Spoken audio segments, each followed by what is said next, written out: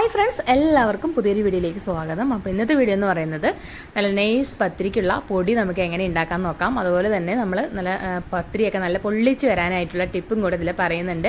പിന്നെ നമുക്ക് ഒരു മാസത്തേക്കുള്ള പത്തിരി നമുക്ക് ഒരു ദിവസം കൊണ്ട് തന്നെ ഒക്കെ ഉണ്ടാക്കി ഇതുപോലെ സ്റ്റോർ ചെയ്ത് വെക്കാനും പറ്റും കേട്ടോ. അപ്പോൾ എല്ലാ ടിപ്പും കാണിക്കുന്നുണ്ട്. അപ്പോൾ വീഡിയോ കണ്ട് ഇഷ്ടപ്പെടുവാണെങ്കിൽ തീർച്ചയായും ലൈക്കും ഷെയറും സബ്സ്ക്രൈബും ഒന്നും ചെയ്യാൻ മറക്കരുത്. അപ്പോൾ നമുക്ക് നേരെ വീഡിയോയിലേക്ക് പോകാം.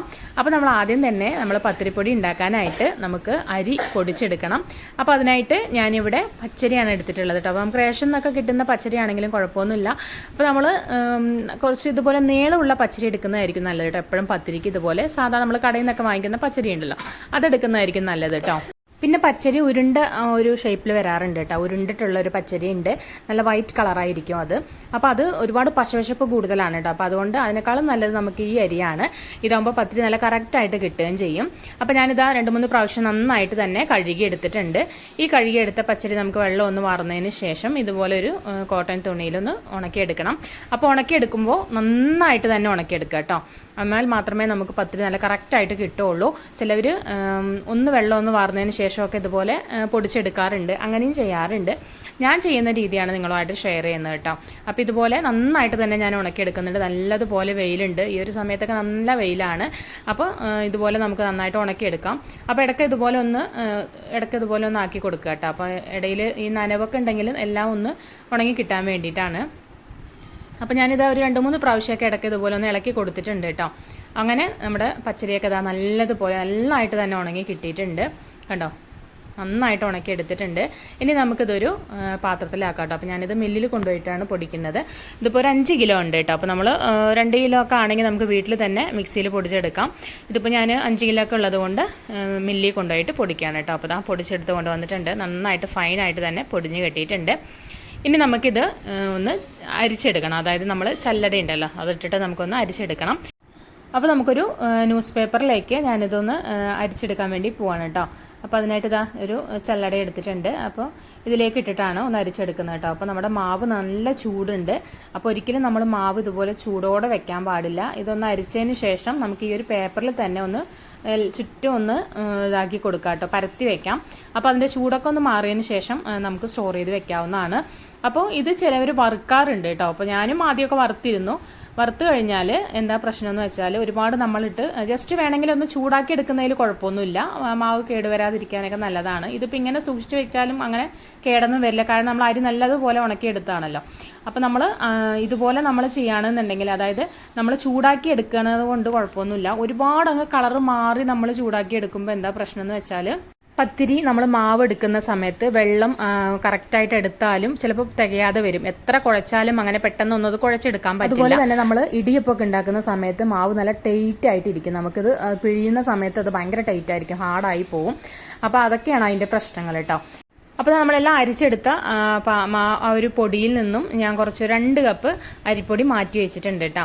അത് നമ്മൾ പത്തിരി ഉണ്ടാക്കാൻ വേണ്ടിയിട്ടാണ്. അപ്പോൾ നമുക്ക് എങ്ങനെ സോഫ്റ്റ് ആയിട്ടുള്ള പത്തിരി ഉണ്ടാക്കാമെന്ന് നോക്കാം. അപ്പോൾ അതിനായിട്ട് ഞാനിവിടെ 1 കപ്പിന് 1.5 കപ്പ് അളവ് വെള്ളമാണ് ഞാൻ എടുത്തിട്ടുള്ളത്. അപ്പോൾ 2 കപ്പിന് 3 കപ്പ് വെള്ളമാണ് ഞാനിതിലേക്ക് ഒഴിച്ച് കൊടുത്തിട്ടുള്ളത്. ആവശ്യത്തിനുള്ള ഉപ്പ് നമുക്ക് ഇതിലേക്ക് ഇട്ട് കൊടുക്കാം കേട്ടോ. എന്നതിന് ശേഷം ഇതിലേക്ക് കുറച്ച് വെളിച്ചെണ്ണയും കൂടെ ഞാൻ ഒഴിച്ചു കൊടുക്കുന്നുണ്ട്. ഏകദേശം 1 ടേബിൾ സ്പൂണോളം വെളിച്ചെണ്ണ ഞാൻ ഒഴിച്ചു കൊടുക്കുന്നുണ്ട്. നമ്മുടെ മാവ് നല്ല സോഫ്റ്റായിട്ട് വരാനായിട്ടാണ്. അങ്ങനെ നമ്മുടെ വെള്ളം നന്നായിട്ട് തിളച്ചിട്ടുണ്ട്. ഈ ഒരു വെട്ടി തിളയ്ക്കുന്ന വെള്ളത്തിലേക്ക് ഞാൻ ഈ ഒരു പൊടി ഇട്ട് കൊടുക്കുകയാണ് കേട്ടോ. എന്നിട്ട് നമുക്ക് നന്നായിട്ടൊന്ന് ഇളക്കി കൊടുക്കാം. നല്ലതുപോലെ തിളയ്ക്കണം. നമുക്ക് ഫ്ലെയിം ഓഫ് ചെയ്ത് കൊടുക്കുകയൊന്നും വേണ്ട. വെള്ളം നന്നായിട്ട് തിളച്ചോട്ടെ. നമുക്കെന്നിട്ട് ഒരു തവിയുടെ ആ ഒരു അറ്റം വെച്ചിട്ട് നമുക്കിതുപോലെ ഒന്ന് ആക്കി കൊടുക്കാം കേട്ടോ. വെള്ളം നല്ല കറക്റ്റായിട്ടാണ് നമുക്ക് കിട്ടുക. അപ്പോൾ അത് കാണുമ്പോൾ നിങ്ങൾ കുറച്ച് കൂടിയതുപോലെ തോന്നും, പക്ഷെ കറക്റ്റ് അളവാണ്. അപ്പോൾ നമ്മൾ മാവ് കുഴയ്ക്കുന്ന സമയത്ത് ഇത് കറക്റ്റ് ലെവലായിരിക്കും കേട്ടോ. അപ്പോൾ നന്നായിട്ട് ഞാനിതുപോലെ ഇളക്കി യോജിപ്പിച്ചിട്ടുണ്ട് കണ്ടോ. നമ്മുടെ മാവ് നല്ല സോഫ്റ്റ് ആയിട്ടുണ്ട്, കാണുമ്പോൾ തന്നെ നിങ്ങൾക്ക് മനസ്സിലാവും.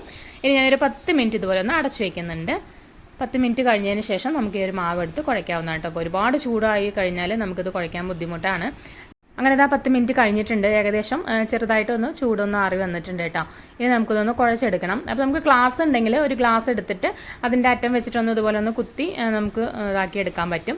അല്ലെങ്കിൽ നമുക്ക് അങ്ങനെ അതിൻ്റെ ആവശ്യമൊന്നുമില്ല. നല്ലതുപോലെ തന്നെ മാവ് കുഴഞ്ഞിട്ടുണ്ട്. നമ്മൾ കൈകൊണ്ട് തന്നെ ജസ്റ്റ് ഇതുപോലെ ഒന്ന് ആക്കി കൊടുത്തു കഴിഞ്ഞാൽ നന്നായിട്ട് കുഴഞ്ഞു വരും കേട്ടോ. അപ്പോൾ ആ ഒരു ചൂടൊന്ന് ബാലൻസ് ചെയ്യാൻ വേണ്ടിയിട്ട് ഞാനൊരു പാത്രത്തിൽ കുറച്ച് വെള്ളം എടുത്തിട്ട് കൈ നനച്ചിട്ടാണ് ഒന്ന് കുഴച്ചെടുക്കുന്നത് കേട്ടോ. ഒരു പച്ചവെള്ളത്തിൽ ഇതുപോലെ കൈയൊന്ന് നനച്ചതിന് ശേഷം നമുക്കിതുപോലെ ഒന്ന് കുഴച്ചെടുക്കാം. കണ്ടോ, നന്നായിട്ട് മാവ് വെന്തിട്ടുണ്ട്. അപ്പോൾ ഈ ഒരു രീതിയിലാണ് മാവ് കുഴക്കേണ്ടത് കേട്ടോ. നമുക്കിങ്ങനെ ഉള്ളിലേക്ക് ഇങ്ങനെ പ്രസ് ചെയ്തിട്ട് കുഴച്ച് കഴിഞ്ഞാൽ പെട്ടെന്ന് തന്നെ നമുക്ക് മാവ് കുഴഞ്ഞ് കിട്ടും. ഒരുപാട് നേരം ഇട്ട് നമുക്ക് കുഴക്കേണ്ട ആവശ്യമൊന്നുമില്ല. അപ്പോൾ നല്ല രീതിയിൽ നമുക്കിതൊന്ന് കുഴച്ചെടുക്കാം കേട്ടോ. അപ്പോൾ പത്തിരിക്ക് എപ്പോഴും മാവ് എന്ന് പറയുമ്പോൾ ഇതുപോലെ വാട്ടുന്നതും അതുപോലെ കുഴയ്ക്കുന്നതൊക്കെ കറക്റ്റ് ആയാലേ നമുക്ക് അടിപൊളിയായിട്ട് നമുക്ക് പത്തിരി കിട്ടുള്ളൂ. ഞാനിത് 2 പോർഷനാക്കി എടുക്കുന്നുണ്ട് കേട്ടോ. പെട്ടെന്ന് മാവ് നമുക്ക് അപ്പോഴാണ് ഞാൻ എപ്പോഴും അങ്ങനെ ചെയ്യാറുള്ളത്. ഇതുപോലെ മാവ് 2 പോർഷനാക്കി എടുത്തിട്ട് ഓരോന്നായിട്ട് ഇങ്ങനെ കുഴച്ച് ഉരുളകളാക്കി എടുക്കും. എന്നിട്ട് ഇത് കഴിഞ്ഞതിന് ശേഷം അടുത്ത മാവ് എടുക്കും കേട്ടോ. അപ്പോൾ നമുക്കത് ചൂടാറാതെ നമ്മുടെ മാവ് ഇരിക്കുകയും ചെയ്യും. അപ്പോൾ ബാലൻസ് ഉള്ള മാവ് നമുക്കൊന്ന് അടച്ചു വെക്കാം കേട്ടോ.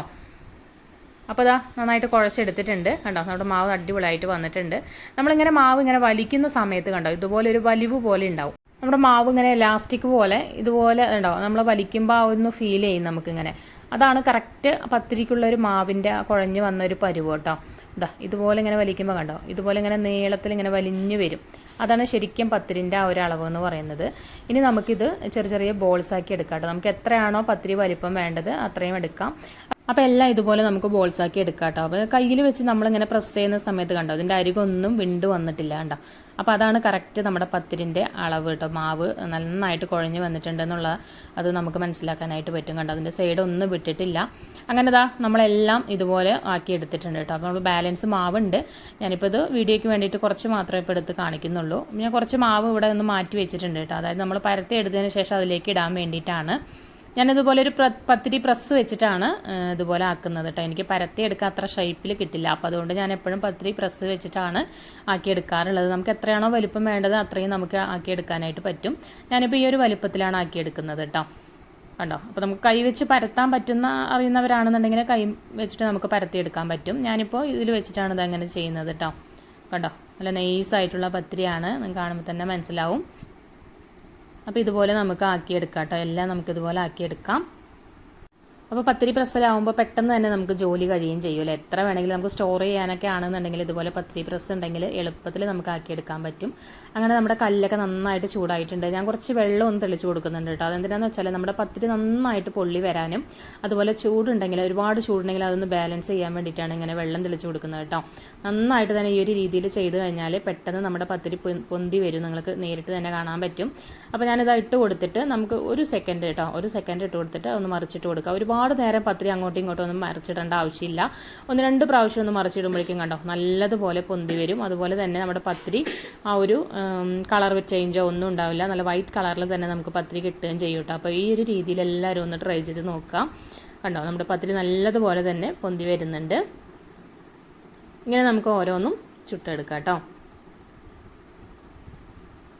അതുപോലെ തന്നെ നമ്മൾ പരത്തുന്ന സമയത്ത് ഒരുപാട് പൊടി ആക്കി കഴിഞ്ഞാലും നമ്മുടെ പത്തിരി കരിഞ്ഞു പോകും. അപ്പോൾ ഒരുപാട് പൊടി ഇല്ലാതെ വേണം നമ്മൾ പത്തിരി എടുക്കാനായിട്ട്. അപ്പോൾ ബാക്കി ഈ ഫ്രൈ പാനിൽ വരുന്ന പൊടി ഉണ്ടല്ലോ അതുണ്ടെങ്കിൽ ഒന്ന് തട്ടി കൊടുത്തിട്ട് വേണം ബാക്കിയുള്ളത് ഇടാനായിട്ട് കേട്ടോ.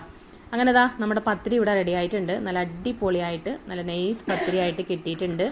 അതുപോലെ തന്നെ നമ്മുടെ പത്തിരി നല്ല വൈറ്റ് കളറിൽ കിട്ടിയിട്ടുണ്ട് കേട്ടോ. അപ്പോൾ കണ്ടില്ലേ, അപ്പോൾ എല്ലാവരും ഇതുപോലെ ഒന്ന് ട്രൈ ചെയ്ത് നോക്കാം. അപ്പോൾ കണ്ടോ നല്ല ലെയറായിട്ട് തന്നെ പത്തിരി നന്നായിട്ട് പൊന്തി വന്നിട്ടുണ്ട്. ഇനി നമുക്ക് നമുക്ക് പത്തിരി 1 മാസത്തേക്കുള്ള പത്തിരി എങ്ങനെയാണ് സ്റ്റോർ ചെയ്ത് വെക്കുന്നതെന്നും കൂടെ നോക്കാം കേട്ടോ. അപ്പോൾ അതിനായിട്ട് ഞാനിത് ഇതുപോലെ ഒരു ബോക്സ് എടുത്തിട്ടുണ്ട്. അപ്പോൾ നമ്മൾ നേരത്തെ ബാലൻസ് വെച്ച മാവുണ്ടല്ലോ അതൊക്കെ ഞാൻ പരത്തി എടുത്തിട്ടുണ്ട് കേട്ടോ. അപ്പോൾ അത് നമ്മൾ സ്റ്റോർ ചെയ്ത് വെക്കാൻ വേണ്ടി പോവാണ്. അപ്പോൾ അതിനായിട്ട് ഇതുപോലെ ഒരു ബോക്സിലേക്ക് ഞാൻ എടുത്തിരിക്കുന്നത് അലുമിനിയം ഫോയിൽ പേപ്പറാണ്. അത് ഇതിലേക്കൊന്ന് വിരിച്ചു കൊടുക്കാം കേട്ടോ. നനവൊന്നും തട്ടാതിരിക്കാൻ വേണ്ടിയിട്ടാണ്. നമ്മൾ ഫ്രിഡ്ജിനകത്ത് വെച്ചാൽ നല്ല ഡ്രൈ ആയിട്ട് നമ്മുടെ പത്തിരി മാവിരിക്കാൻ വേണ്ടിയിട്ടാണ്. അപ്പോൾ മാവായിട്ട് വേണമെങ്കിൽ നമുക്ക് സ്റ്റോർ ചെയ്യാം. ഇതുപോലെ പരത്തി വേണമെങ്കിലും സ്റ്റോർ ചെയ്ത് വെക്കാൻ പറ്റും. അപ്പോൾ നമുക്ക് ഓരോരോ ലെയറായിട്ടാണ് ഞാനിത് സ്റ്റോർ ചെയ്യാൻ വേണ്ടി പോകുന്നത് കേട്ടോ. എല്ലാം കൂടെ ഒരുമിച്ച് വെക്കുന്നില്ല. നമുക്ക് ആവശ്യത്തിന് ഒരു പ്രാവശ്യം ചുടാൻ ആവശ്യത്തിനുള്ള പത്തിരി ഞാൻ ഇതുപോലെ പരത്തിയത് വെച്ച് കൊടുത്തിട്ട് അതിൻ്റെ മുകളിൽ ഇതുപോലെ അലുമിനിയം ഫോയിൽ വീണ്ടും വെച്ച് കൊടുക്കുകയാണ്. അതിനുശേഷം ഒരു ലെയറും കൂടെ ഞാനിങ്ങനെ വെച്ച് കൊടുക്കണം കേട്ടോ. ഒരു 10-15 ആയിട്ട് നമുക്ക് വീട്ടിൽ എത്ര പേരാണോ അതിനനുസരിച്ച് നമുക്ക് വെച്ച് കൊടുക്കാൻ പറ്റും. അപ്പോൾ ചെറിയ ഫാമിലിയൊക്കെ ആണെന്നുണ്ടെങ്കിൽ നമുക്ക് ഒരുപാട് ഇതുപോലെ സ്റ്റോർ ചെയ്യാൻ വേണ്ടി പറ്റും. വലിയ ഫാമിലിയൊക്കെ ആണെങ്കിൽ നമുക്ക് 1-2 ഒരു പ്രാവശ്യമൊക്കെ ചുടാൻ പറ്റുന്ന ആ ഒരു രീതിയിലുള്ള മാവേ നമുക്ക് സ്റ്റോർ ചെയ്ത് വെക്കാൻ പറ്റുള്ളൂ കേട്ടോ. അപ്പോൾ ഇതാണ് നമ്മുടെ ഇന്നത്തെ വീഡിയോ ഇഷ്ടമായാലും തീർച്ചയായും ലൈക്കും ഷെയറും സബ്സ്ക്രൈബും ഒന്നും ചെയ്യാൻ മറക്കരുത്. അപ്പോൾ ഇതുപോലുള്ള ടിപ്സ് ആൻഡ് ട്രിക്സിനായിട്ട് നമ്മുടെ ചാനൽ മറക്കാതെ തന്നെ ഒന്ന് സബ്സ്ക്രൈബ് ചെയ്ത് സപ്പോർട്ട് ചെയ്യുക. പുതിയൊരു വീഡിയോ ആയിട്ട് വരാം. എല്ലാവർക്കും അസ്സലാമു അലൈക്കും.